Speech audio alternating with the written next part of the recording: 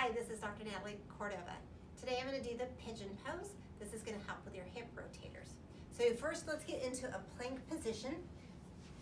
You're going to be having your weight over your arms, legs straight out. Bring the leg that you want to stretch up to your chest. That's the right knee. Bringing the foot so it's perpendicular to your body, and then you lower down.